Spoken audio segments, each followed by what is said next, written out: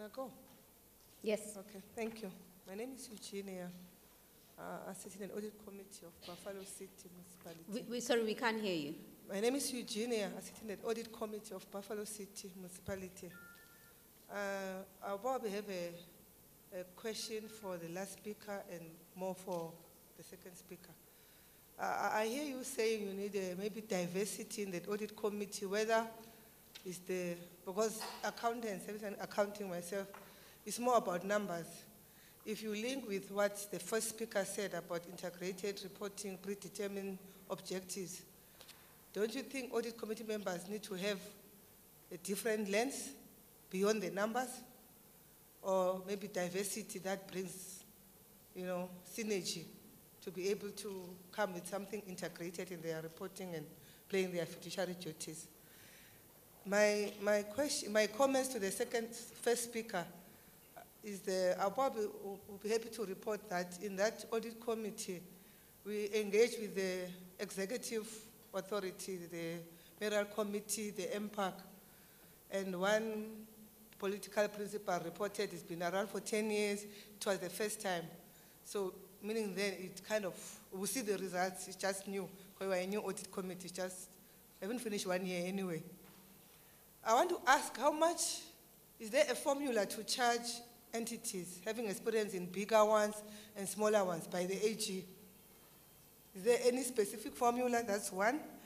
The second one, seeing that there's a lot of brain drain from the public sector to the private sector, will AG or Treasury or whatever propose a premium to attract back the top accountants or the top talent?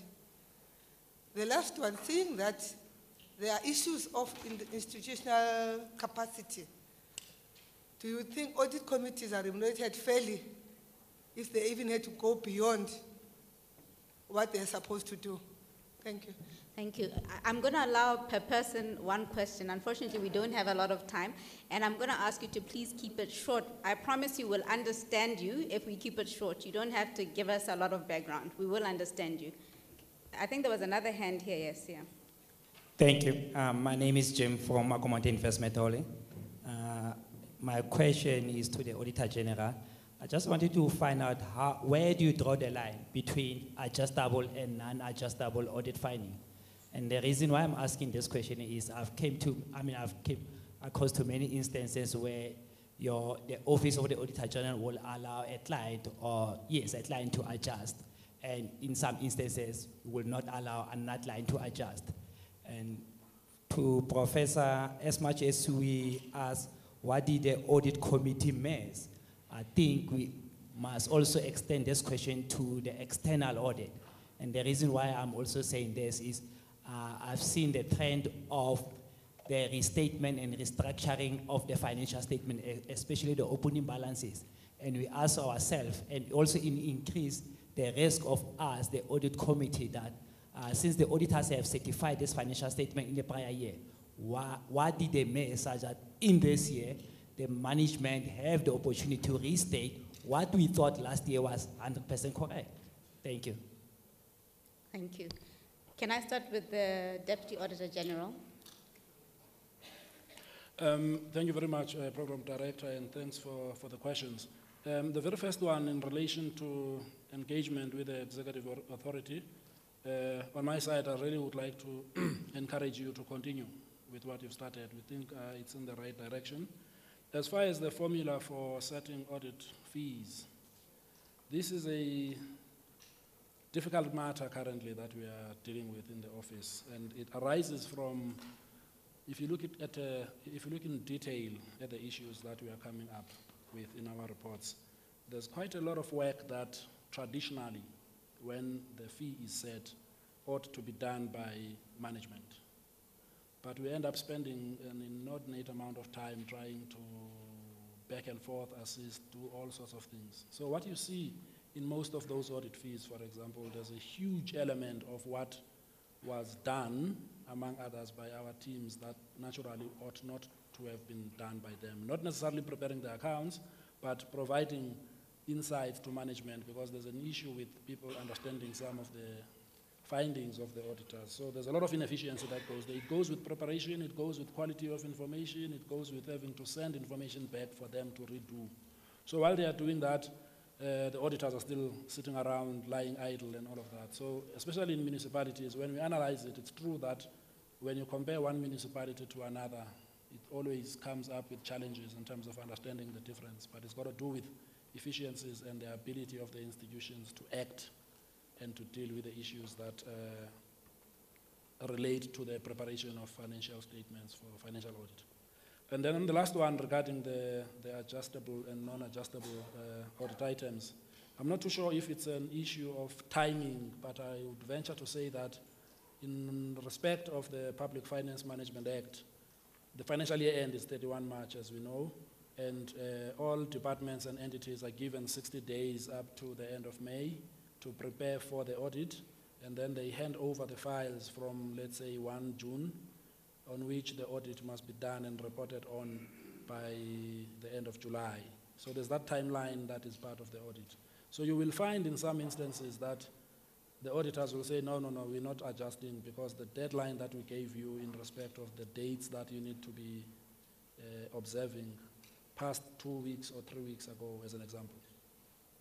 However, if there's a major item that has been picked up in the audit, I'm not aware of an instance where an auditor will stand back and say, because of the nature of this item, I'm not adjusting, because those financial statements belong to management. So if management, during the process of them being attested, finds that there is an issue or more, or the auditors pick up issues that need to be reflected appropriately in the books, management is allowed to adjust. So there's two aspects to your question, I guess. The one is about the nature and extent of the issue, where we've got no problem with, but where the timing is going to compromise us in meeting our reporting deadline by 31 July, sometimes we box out and we get to the ring and we see who's going to be in the canvas.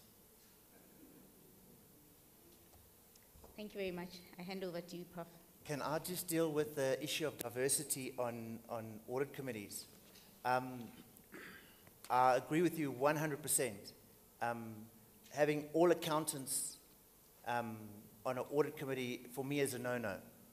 I agree with you 100% because sometimes when you're looking to see whether something acts like a duck, a non-accountant could well see something totally different from a different point of view. And I agree that you should have a diversified set of skills on that audit committee, not limited to accountants or the usual professions law. Sometimes engineers make good mathematicians, and accounting is maths as well. So when it comes to these complex issues, engineers, architects, I don't know, psychologists even, may see it differently, and I think they would bring a very good diversified portfolio to the audit committee. I agree with you 100% on that. Have we dealt with the issue surrounding adjustments? Do you want to take it, I've Prof? got to deal with that. Yeah. Are you saying that if when you find something post signing of audit report, management should be allowed to adjust?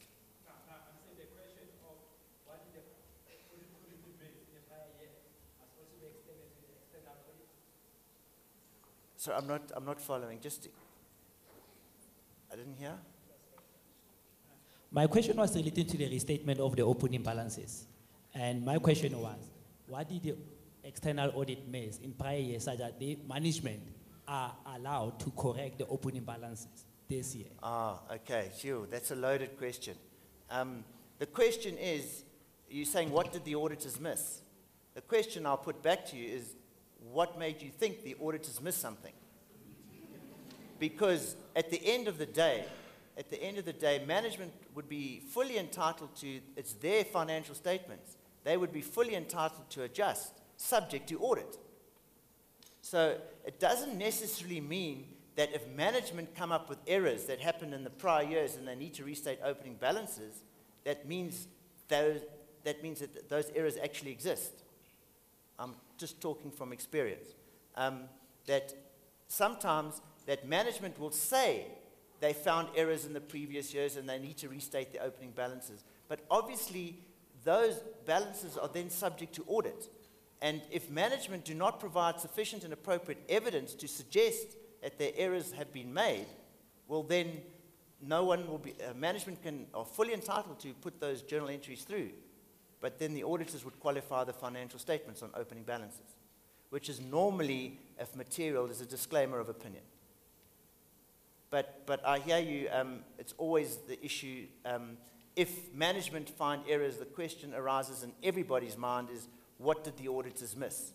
Well, I would like to, in Justice Middleton's own words, is let's first find out what the directors missed, and then find out why the auditors missed it. Because at the end of the day, it's the directors who are responsible for those set of financial statements. And Justice Middleton, in his Centro case, said the following: I do realize that the auditor might have missed something, but you know what? I'll deal with the directors first, and then I will come after the auditors, because it's the directors who started it. They created it, the auditors maybe just missed it. And so that's the order of events. First, you should ask yourself, the question is whether the audit committee missed anything. Well, depending, the audit committee cannot be held responsible for a set of financial statements. It's not their job to approve the financial statements. It is the board's job. The board as a whole cannot delegate that responsibility. All the audit committee can do is to look at the numbers, look at the stories, and advise the board as such. And the board must take responsibility for those numbers. And I think we missed that in the bigger picture. And we talked about the bigger picture today, that it's the board that are responsible at the end of the day for those numbers. And obviously the board are allowed to rely on management, but it's up to the board then to recruit management that are capable. Okay. Thank you, Prof. I do realize that it is really the end of the day. I'm going to allow one question again, if it can be short and sweet. The gentleman over there.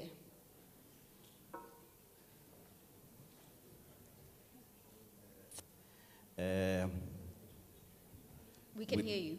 With regard to the relationship between external auditors and internal auditors, there is a problem, in the public sector, because the external auditors is the Office of the Auditor General, which is mandated. Contradictions say that it is insufficiently exact.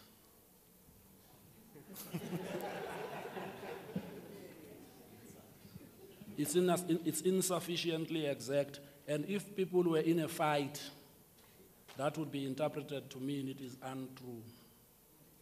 But I think there's no fight here, because the journey that we have embarked upon as an audit office is one that says, let's go behind these numbers.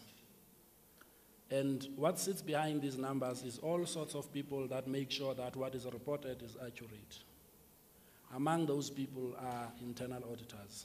So if there are areas of exception to that understanding in terms of how our people in the field do what they are expected to do, I'm sure it's something that we can engage. But I think in general, in terms of the orientation, the approach, what we try to achieve and what we do every day, and what is evidenced by the staff that we communicate to various stakeholders, it certainly is something that would be an exception rather than the rule, if anything of that sort is happening in your environment. But we can happily deal with the specific matter pertaining to that, but I just say that in response to the issue, it's not something that we are easily associated with, that we do not encourage internal audit engagement. Can I close it for now and say, if you have further discussion, maybe catch him as he walks out, and just take this opportunity to really thank our speakers. I thought those were some great talks, and if we can give them a round of applause, please.